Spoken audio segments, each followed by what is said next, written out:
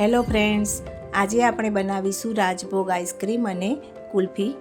આ રાજભોગ આઈસ્ક્રીમ આજે આપણે ગેસનો ઉપયોગ કર્યા વગર બનાવીશું. અને હા, બીજી એક વાત, આપણે આ રાજભોગ આઈસ્ક્રીમમાં કોઈપણ જાતનું વ્હીપ ક્રીમ કે કોર્નફ્લોરનો ઉપયોગ કર્યો નથી. તો આ આઈસ્ક્રીમને તમે ઉપવાસમાં પણ ખાઈ શકશો. એના માટે આપણે સૌથી પહેલાં એક જારમાં 15 જેટલી બદામ, 15 જેટલા કાજુ અને અખરોટ અને 1 ચમચી જેટલા પિસ્તા ઉમેરીશું.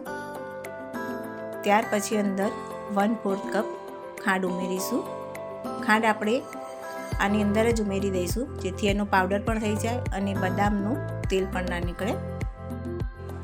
હવે આપણો પાવડર તૈયાર થઈ ગયો છે. આ પાવડરને આપણે આવો કણીદાર જ રાખવાનો છે.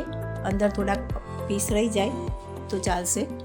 હવે અંદર આપણે અડધો કપ મિલ્ક પાવડર ઉમેરીશું અને 1 કપ દૂધ ઉમેરીશું.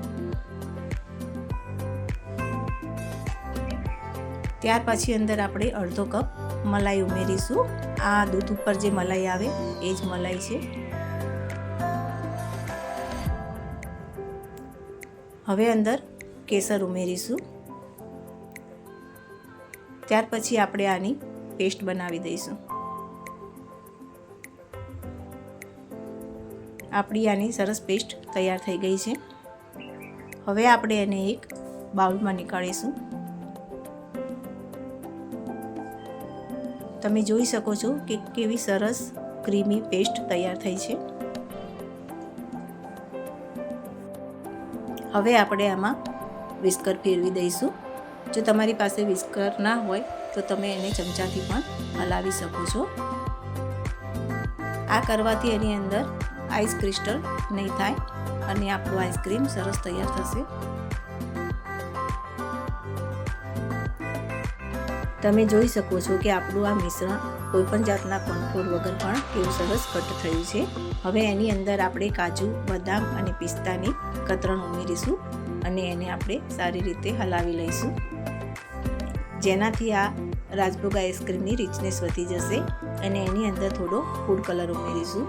ફૂડ કલર ઉમેરવો ઓપ્શનલ છે, તમે નહીં ઉમેરો તો પણ ચાલશે.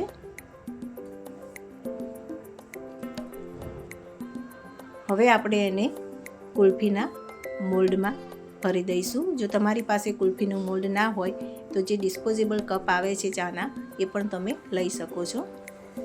ત્યાર પછી એની ઉપર આપણે એલ્યુમિનિયમ ફોઇલ લગાવીશું. ત્યાર પછી ઉપર ચાકુની મદદથી નિશાન કરી અને સ્ટીક લગાવી દઈશું. તમે જોયું કે આપણે આ આઈસ્ક્રીમમાં કોઈપણ જાતનું વ્હીપિંગ ક્રીમ કે કોર્નફ્લોરનો ઉપયોગ કર્યો નથી, છતાં પણ આઈસ્ક્રીમ બજાર કરતાં પણ ખૂબ જ ટેસ્ટી બનીને તૈયાર થશે. તો તમે પણ હવે બહારનું આઈસ્ક્રીમ લાવવાનું બંધ કરી અને તમારા બાળક માટે આ રીતે ઘરે જ આઈસ્ક્રીમ બનાવજો. હવે આપણે જે આ વધેલું મિશ્રણ છે એને આપણે એક બાઉલમાં ભરી અને એનો આઈસ્ક્રીમ બનાવી દઈશું. હવે આપણે આ કુલ્ફીના મોલ્ડ અને આ બાઉલમાં ભરેલા આઈસ્ક્રીમને 8 કલાક માટે ફ્રીઝરમાં રાખીશું. 8 કલાક પછી આ રીતે આપણું આઈસ્ક્રીમ સરસ સેટ થઈ જશે. અને ઉપર આપણે બટર પેપર લગાવ્યું છે, એ લગાવવું બિલકુલ જરૂરી નથી, પણ અંદરથી આઈસ્ક્રીમ ઇઝીલી નીકળી જાય એના માટે મેં બટર પેપર લગાવ્યું છે. હવે તમે જોઈ શકો છો કે આપણો આઈસ્ક્રીમ કેવો સરસ તૈયાર થઈ ગયો છે અને એની રિચનેસ પણ તમે જોઈ શકો છો. અને આ કુલ્ફીના મોલ્ડને આપણે પાણીમાં થોડું ડીપ કરશું, જેથી આસાનીથી મોલ્ડમાંથી કુલ્ફી આપણી બહાર નીકળી જશે.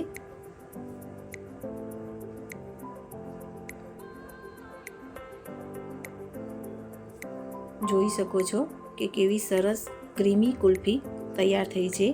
તો તમે પણ એકવાર ચોક્કસથી આ કુલ્ફી ઘરે બનાવજો. અને જો તમને મારો વિડીયો થોડો પણ પસંદ આવ્યો હોય તો લાઈક, સબસ્ક્રાઈબ અને શેર કરવાનું ભૂલતા નહીં. Thank you.